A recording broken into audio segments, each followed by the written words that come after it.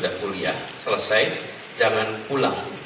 Tapi dari Filipina banyak. Tapi begitu dari Indonesia, masuk di lembaga-lembaga internasional, jumlahnya gak banyak. Kita ini jago kandang semua. Jadi kalau ada orang namanya Milky, pentingnya kepemimpinan nasional yang mau investasi di bidang pendidikan. Mudah-mudahan alokasi pendidikan nggak berkurang. Namanya juga doa kan. Penduduk kita nomor 4 terbesar di dunia. Budayanya sangat beragam. Tapi begitu sampai global, nggak nomor 4 di dunia. Kehadirannya itu enggak. Bahkan pertemuan-pertemuan global aja banyak di antara kita nggak datang. Meritokrasi. Jadi kalau anak muda bertanding, berjuang meritokratik, jangan minta dibantu paman.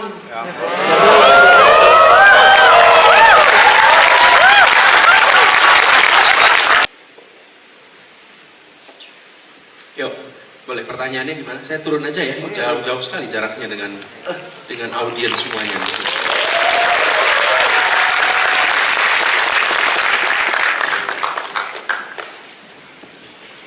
Rasanya bukan kayak diskusi tapi kayak pentas.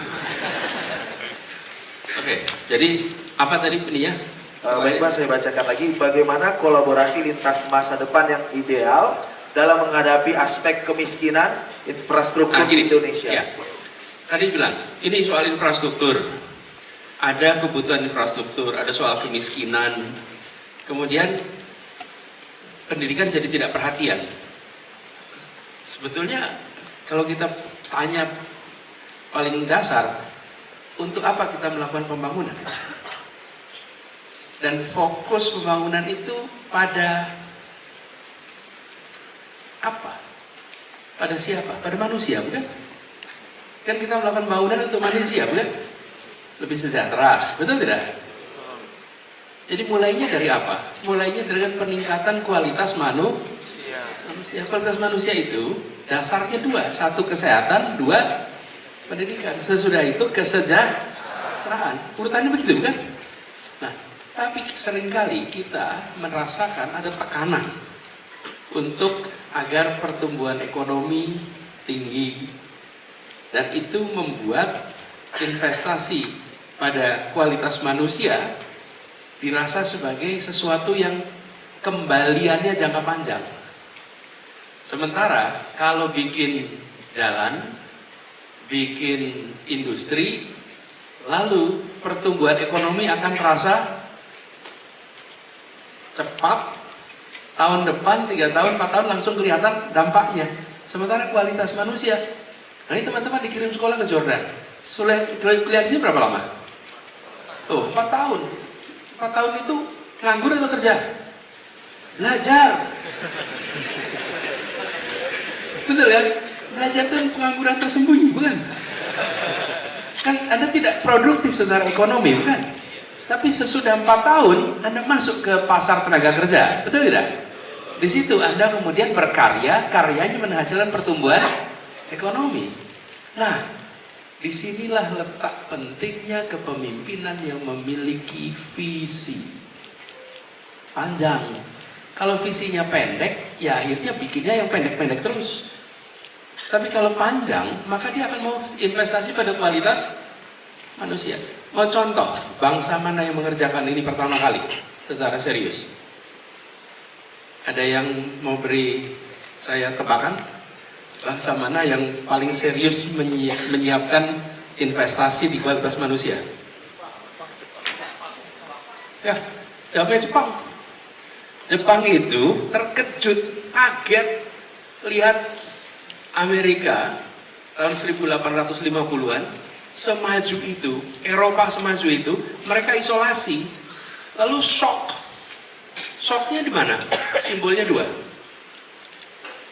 Selama ini mereka kalau lihat kapal laut itu bergerak pakai angin dan layar. Kok ada kapal laut bergerak pakai besi dan uap? Itu besi dan uap kan pakai teknologi, bukan? Kaget tuh. Yang kedua, ilmu bela diri. Mereka punya ilmu bela diri yang luar biasa. Jago bela diri. jurusnya macam-macam, loncat-loncat, pakai pelor satu jeder, kalau langsung tumbang. Segala macam itu nggak ada artinya dibandingkan pelor satu itu. Shock. Tapi cara mereka menghadapi shock itu apa? Oke, kalau gitu kita harus fokus pada nasihat betul. Dan dia menjadi contoh yang menurut saya umat Islam bisa ambil nih. Apa itu? Dia bangun pendidikan, tapi tidak mau meninggalkan akar budayanya kalau bahasa mereka. Nilainya tetap dijaga, nilai kejepangannya, tapi ilmu aplikasinya mereka adopsi dari mana-mana. Betul tidak? Nah inilah yang menarik. Investasinya pada pendidikan. Dahsyat, dalam waktu 5 dekade mereka menjadi superpower dunia. Bahkan di Nusantara itu status orang Jepang itu setara dengan orang Eropa semenjak tahun 1900-an. Dulunya mereka sama dengan orang Arab, sama dengan India, sama dengan orang Tionghoa dan Jepang, kelas 2. Ketika terjadi perubahan, mereka sama dengan Eropa. Nah, inilah yang sebenarnya dibutuhkan di kepemimpinan kita, bahwa pendidikan, investasi jangka panjang, tetapi dampaknya irreversible, tidak bisa dikembalikan. Sekali Anda sudah berpendidikan S1, ya sampai kapanpun Anda S1, nggak bisa hilang, bukan? Kalau Anda sekarang punya aset 100 juta, tahun depan bisa nggak aset Anda berubah jadi 10 juta? Bisa. Tapi kalau kualitas manusia sudah ditingkatkan kualitasnya, bisa nggak dimundurkan? Nggak bisa, adanya maju terus, betul tidak? Nah itulah sebabnya kenapa keterdidikan bangsa itu penting sekali. Nah di sini pentingnya kepemimpinan nasional yang mau investasi di bidang pendidikan. Mudah-mudahan alokasi pendidikan nggak berkurang. Namanya juga doa kan.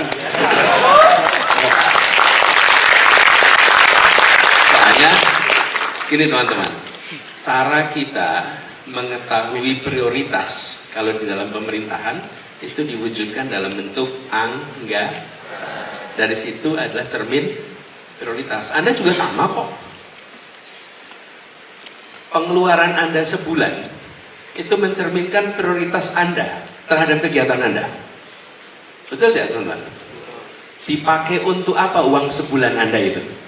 Di situ adalah cermin prioritas Anda. Sama negara juga begitu. Nah, kami melihat pentingnya untuk kualitas manusia itu menjadi prioritas utama. Nah, kalau kita sudah fokuskan di pendidikan, maka tidak bisa mundur. Kita punya PR besar sekali teman-teman soal pendidikan ini. Serius PR-nya besar. Tadi saya sampaikan ngobrol dengan Pak Rektor. Harus jadi prioritas. Kenapa? Karena tiap tahun anak masuk SD kelas 1 jumlahnya banyak.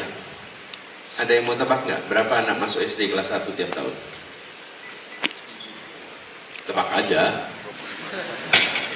Namanya juga tebakan. Kan bukan jawaban, tebakan. Tebak, makanya tebak boleh. 1000 apa? Ya pastilah di atas 1000. Gimana? Masa 100? Kita ini penduduknya 270 juta lebih. Jadi kira-kira masuk SD berapa? Ya pasti di atas 1000. Masuk Jakarta aja 1000. Betul sih, cuman kurang betul itu. Kritis ya. Namanya siapa? Imad Batullah. Good answer. Di atas 1000. Yang lebih dekat lah gitu. Ya, berapa? 30 juta. Berapa? 30 juta. 30 juta per angkatan. Wah ya kebanyakan. Ya kalau 30 juta, satu SD itu udah 210 juta, bukan? 16.000. Jangan, kebanyakan. 16.000 Pak. 16.000 siswa. Satu angkatan se-Indonesia. Se-Indonesia masuk SD kelas 1 berapa? 20 sampai, jadi jumlah anak SD kita 20 juta kali 6 kelas. 120 juta, kebanyakan. SD-nya kebanyakan. 5,6 juta. 5,6 juta masuk SD. Ya. Dari kelas 1. Sekarang pertanyaan kedua. Tebak nih, yang lulus SMA berapa? Per tahun. Kan masuknya 5,6. Lulusnya berapa? 3. Ini tebak aja untuk Anda bayangin. Manus. Ya pasti kurang dari 5. Tapi berapa? 4 juta. Nah, yang masuk 5,6, lulusnya sekitar 3,7, 3,6, kadang-kadang 3,8. Kira-kira segitu. Oke. Artinya apa? Ini kalau Anda ingat masuk SD. Ingat ya masuk SD ya dulu ya? Anda termasuk yang lulus SMA kan?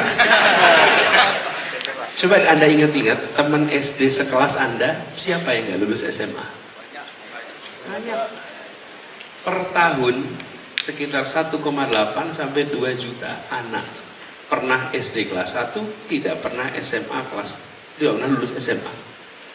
Biarkan itu berjalan 10 tahun, maka kita punya 20 juta orang yang pernah SD nggak pernah SMA. Itulah problem kalau kita nggak ngurusin pendidikan. Caranya gimana? Ya nambah jumlah SMP, nambah jumlah SMA, bener nggak? Nah itu, kalau itu butuh waktu tidak? Butuh. Memang bisa bikin SMA pakai imajinasi? Nggak bisa, khayalan nggak cukup. Jadi teman-teman, poin yang saya sampaikan menyangkut pertanyaan tadi, kita harus memberikan investasi pada pendidikan lebih serius. Kalau saya kasih tugasnya sederhana, setiap bupati wali kota tidak boleh anak dulu masuk SD kelas 1 tidak selesai kelas 12. Gimana caranya? Anda urus sendiri tiap kabupaten kota. Karena itu urusannya bupati, bukan? Urusan wali kota, bukan urusan pemerintah pusat. Itu dari nanti pemerintah pusat berikan. Tapi kalau itu tidak dibereskan, mau kita bangun jalan, mau kita bangun pabrik, mau kita bangun jembatan, ini yang jumlah anak pernah SD kelas 1 nggak pernah kelas 12 tuh banyak sekali. Itu saudara-saudara kita semua nggak punya masa depan yang sama nantinya. Ingat gambar yang tadi equity dan equa, ini kita betul itu. Nah, mereka yang pada tertinggal itu yang berdukungan. Jadi menurut hemat saya malah justru harus ada investasi di pendidikan agak serius supaya kita bisa menang di dalam kompetisi ke depan dan kita bisa membereskan soal ketimpangan. Karena ketimpangan itu harus diselesaikan dengan parameter. Gitu ya. Tadi mana yang tanya tadi? Makasih pertanyaannya. Good questions. Terima kasih Saudara Ivan. Bung Milky. Namanya bagus Milky. Saya pernah punya keluarga namanya Milky, artinya milik kita. Sagana. Gini,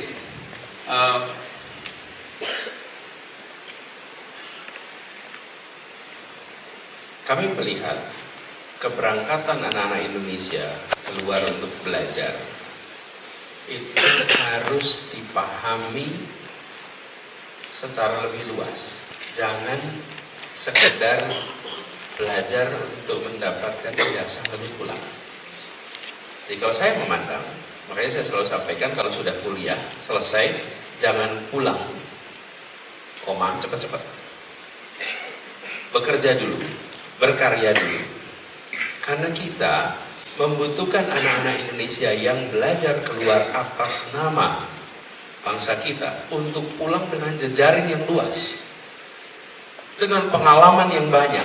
Jadi pulangnya ke Indonesia itu dapat pengetahuan plus. Tapi kalau hanya keluar untuk belajar lalu diharuskan pulang, maka tidak tepat. Karena itu menurut saya kontraknya yang harus direvisi. Kenapa? Menyalahi kontrak itu juga salah. Jadi saya juga nggak mau menghancurkan teman-teman LPDP menyalahi kontrak. Jangan. Tapi menurut saya kontraknya harus direvisi. Memberikan ruang. Dan apabila memang bisa bekerja ke sana, mungkin ada porsinya. Sebagian dari yang didapatkan itu diberikan untuk beasiswa juga. Misalnya nih, Bung Milky, sesudah selesai di sini lalu bekerja. Boleh tidak 25% gajinya untuk beasiswa juga? Boleh kalau itu masukin kontrak. Dan Bolbingnya ambil keputusan, saya mau bekerja 25% dipotong untuk apa? Untuk beasiswa di kelas saya. 30%. Jadi pengaturannya itu membuat mereka yang belajar keluar itu dapat lebih banyak untuk dirinya dan untuk Indonesia. Jadi itu yang untuk apa ya, beasiswa. Lalu yang kedua terkait dengan berkarya. Kalau saya melihat hari ini bahasa kita malah kekurangan orang Indonesia yang aktif di badan-badan internasional. Kita kurang sekali. Nama orang India banyak, orang Jepang banyak, dari Cina banyak, tapi dari Filipina banyak. Tapi begitu dari Indonesia masuk di lembaga-lembaga internasional, jumlahnya gak banyak. Kita ini jago kandang semua. Jadi kalau ada orang namanya Milky dan bisa jadi jago di tempat orang lain, jago tandang, nah kita dukung itu. Itu baik. Dan jangan terlalu khawatir tentang apa kata orang. Apa kata orang hari ini, itu jangan terlalu jadi pikiran. Kita ini kadang-kadang kalau ada yang mau maju ditahan-tahan. Gitu. Menurut saya, jangan. Justru tempatkan Anda mewakili Indonesia, mengisi kekurangan orang Indonesia di sana. Yang dikerjakan di Indonesia ada banyak. Tapi bila Anda bisa mengerjakan internasional, maka Anda membawa nama baik internasional. 2 hari lalu saya kirim tweet, apa kemarin ya? Nggak tahu, Anda punya Twitter nggak sih? Masa sih nggak punya ya? Kalau Anda sempetin, nanti Anda lihat. Kemarin saya akan diskusi dengan diaspora Indonesia di Doha. Saya membuat serialnya apa? Tentang bagaimana anak-anak bangsa perlu lebih banyak di dunia internasional. Teman-teman datang restoran di kota-kota besar di dunia, ketemu dengan restoran Jepang, restoran Korea, mana restoran Indonesia? Warung Tegal, jangan ketawa di sini. Itu warung Tegal itu makanannya enak-enak, rendang, enak-enak. Jadi teman-teman, kehadiran kita di dunia global itu tidak proporsional dengan jumlah penduduknya. Penduduk kita nomor 4 terbesar di dunia. Budayanya sangat beragam. Tapi begitu sampai global, gak nomor 4 di dunia. Kehadirannya itu enggak. Bahkan pertemuan-pertemuan global aja banyak dari antara kita gak datang. Gak datang di pertemuan-pertemuan global. Nah, jadi Bung Milky, menurut saya nih, sebaiknya karena Anda sudah punya tempat berkiprah di level dunia, maka jangan itu dihilangkan. Anda terus aja di sana dan bawa nama Indonesia di kancah-kancah internasional. Itu Pak. Luar biasa sekali. Terima kasih Bapak. Mungkin karena sesi kita para siang hari ini dari panitia sampai jam 2, mungkin 3 orang penanya lagi, gimana Pak? Masih ada yang mau tanya? Banyak banget Pak. Oke baik, yang silakan. cepat ya, pertanyaan yang cepat. Oke, pertanyaannya singkat. Ya, silakan yang di belakang.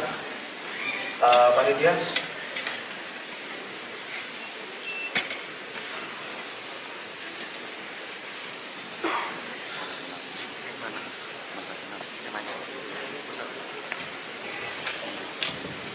Perkenalkan, nama saya Muhammad Ali Muhammad, mahasiswa magister dari University of Jogja. Saya ingin menanyakan beberapa terkait yang tadi Bapak jelaskan. Agak dikencengin lagi. Terkait yang tadi Bapak jelaskan, disparitas pendidikan antara yang mampu dan yang kurang. Dan yang kedua, sehubungan dengan ini banyak juga terjadi feudalisme dalam pelajaran agama. Jadi terutama di Indonesia Pak, karena di Indonesia masyarakat sosialnya mungkin sangat mengagungkan sekali ketokohan, terutama tokoh agama. Terkadang memang ada beberapa pembelajaran itu mungkin sedikit kasar ya, yang otoritas pendidikannya itu atau feudalisme dalam pendidikan agama itu terlihat sekali di Indonesia. Nah, itu bagaimana mengatasi feudalisme yang ada atau yang banyak tersebar di sosial masyarakat Indonesia. Dan ini juga sehubungan dengan disparitas yang ada, itu juga sangat berkaitan. Jadi bagaimana menurut Bapak untuk mengatasi hal tersebut? Terima Baik, terima kasih Saudara Rinalham. Mungkin satu pertanyaan lagi. Ya, silakan ya, kawan. Ini yang tengah.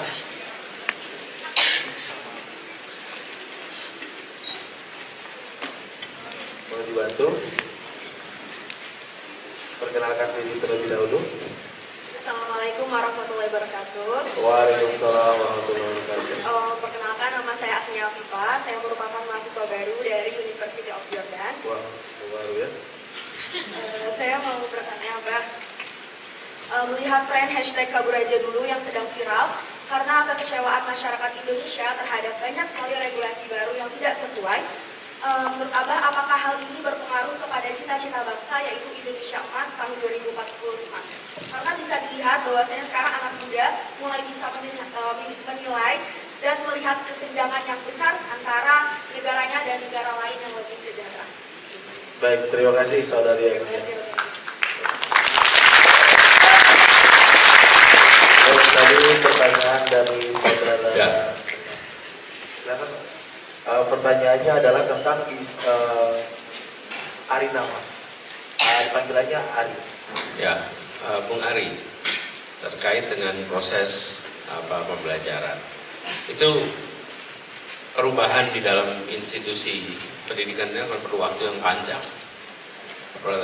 Jadi menurut saya, kalau misalnya Anda melihat ada fenomena itu, maka proses untuk mengubah itu membutuhkan kepemimpinan yang berubah.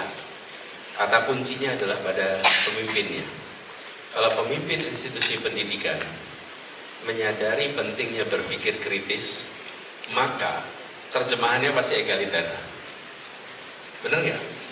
Tapi kalau pimpinannya tidak menganggap berpikir kritis itu penting, pasti nggak egaliter. Egaliter itu lawannya feodal, kan? Nah, karena itulah penting bagi pemimpin-pemimpin institusi pendidikan untuk terbuka dan mau mengadopsi berpikir kritis. Dari situ nanti dia akan menumbuhkan institusi yang menumbuhkan suasana pembelajaran yang penuh dengan pertanyaan-pertanyaan. Pertanyaan-pertanyaan itulah yang membuat kita terbuka pikirannya. Pertanyaan-pertanyaan itulah yang membuat kita melihat sesuatu dari kacamata yang baru. Nah, itu membutuhkan suasana yang tidak feodal. Kalau suasana feodal sulit untuk bisa tumbuh. Jadi usul saya kepemimpinan. Jadi nanti kalau Bung Ari pulang dan bikin lembaga pendidikan, maka Anda pimpin lembaga pendidikan itu dengan kata kunci berpikir kritis. Turunannya nanti pasti gak ada. Dan kemampuan terbuka. Teman-teman, Anda boleh saja baca sejarah Baitul Hikmah di Baghdad. Itu sangat terbuka dengan ilmuwan-ilmuwan berbasis kompetensi, bukan berbasis keyakinan. Jadi ilmuwan dengan keyakinan yang berbeda-beda diundang berdasarkan kompetensi.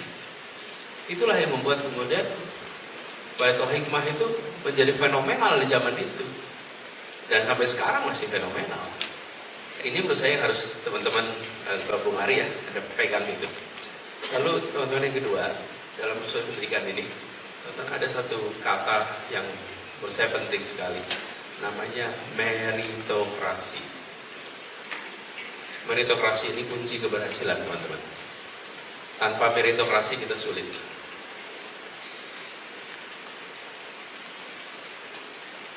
Kalau ada MTQ tingkat nasional, internasional, sering nggak Korea kita menang? Sering. Kok bisa?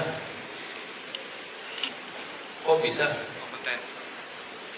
Karena dikirim atas nama Indonesia berdasarkan meritokrasi. Betul tidak? Olimpiade Sains, sering nggak kita menang? Menang. Kenapa? Ya karena diseleksi berdasarkan merit. Kita ini kalau pakai meritokrasi jagoan. Tapi kalau nggak pakai meritokrasi kalahan kita. Panjat tebing nomor 1 bukan? Itu pakai apa? Merito. Nah, ini memberikan kita satu hal yang menarik. Meritokrasi itu penting, dan meritokrasi itu mengantarkan pendidikan pada kemajuan. Sayangnya di kita, kemampuan kolaborasi kita masih belum tinggi. Kemampuan bangsa kita untuk kerjasama itu belum tinggi. Sehingga hampir semua jenis yang pakai kerja kelompok, kita belum pernah menang. Jarang sekali menang. Jarang sekali berhasil. Kenapa? Karena kita sulit kerja. Kemampuan kerjasama kita belum tumbuh. Dan banyak yang tidak pakai meritokrasi. Saya pernah ngalamin, saya jadi gubernur di Jakarta. Terus ada pembentukan tim sepak bola U berapa. Itu banyak sekali yang titip ponakannya, yang titip anaknya, yang titip macam-macam. Titip untuk apa? Untuk dimasukkan ke dalam tim. Dan padahal pembentukan tim itu kan harusnya meritokrasi, bukan? Masa titipan? Ya kan? Nah, itu yang menyebabkan kenapa kinerja kita jadi rendah. Kalau yang individual bisa nggak titipan? Ya dititipin tumbang pula, ya kan? Karena individual, tapi kalau kelompok, nah di sini sering terjadi. Ya sudah, 7 meritokrasi, 4 titipan. Itu yang membuat kita kerja jadi guru. Karena ada titipan non meritokrasi. Jadi kalau anak muda bertanding, berjuang meritokratik, jangan minta dibantu paman.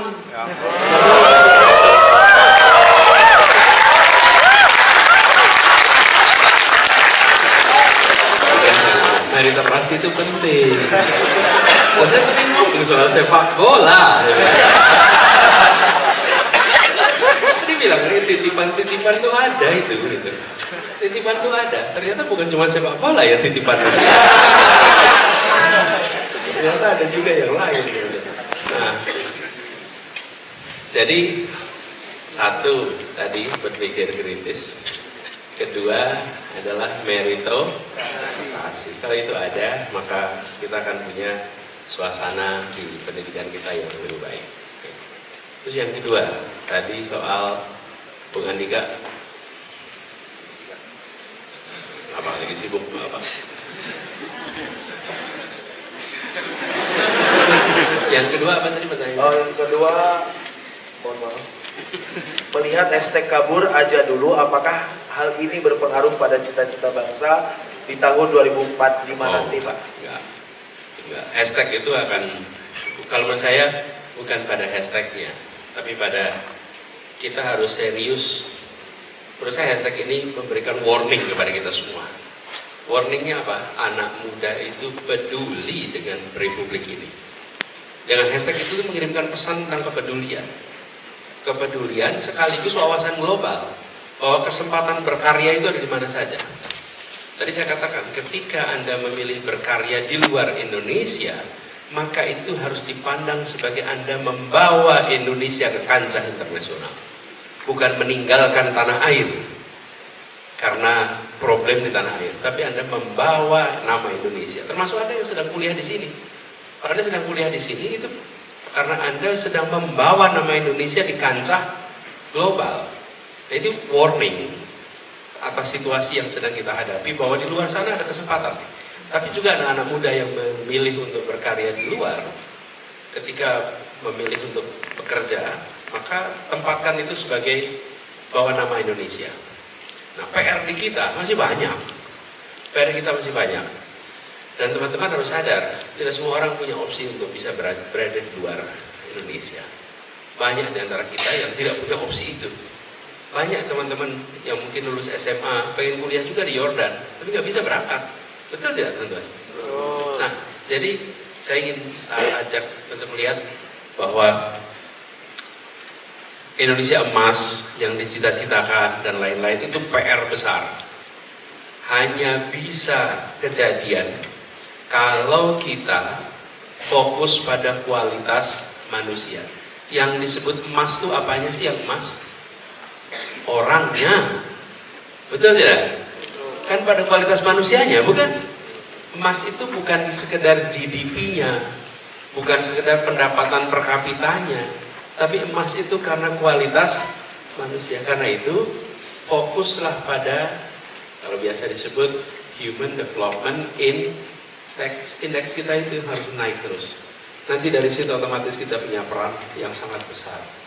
Jadi saya melihat ke depan konsentrasi kita pada kualitas manusia. Dan teman-teman, kalau kualitas manusia itu ada, maka kita akan bisa berperan luar biasa di wilayah Asia Tenggara, di wilayah Asia, apalagi global. Tapi lagi-lagi peran itu nggak bisa didapat tanpa ada peningkatan kualitas manusia. Nah, ini emas kita itu hanya bisa kita kerjakan memanfaatkan sumber daya yang cukup. Karena itu menurut hemat kami, kita sudah saatnya memanfaatkan hasil sumber daya alam untuk pengembangan kualitas manusia. Dengan begitu, maka sumber dayanya cukup. Kita punya kekayaan alam yang luar biasa. Tapi kekayaan alam itu tidak sepenuhnya dipakai untuk mengembangkan kualitas manusia. Kalau dipakai sepenuhnya, kita udah beres nih. Tidak perlu lagi kita khawatir tentang kekurangan SMP, kekurangan SMA.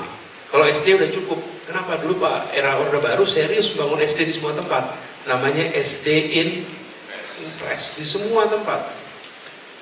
Sayang waktu itu tidak diteruskan dengan SMP Invest, SMA Invest. Kalau ada, maka tidak ada lagi itu cerita seperti tadi.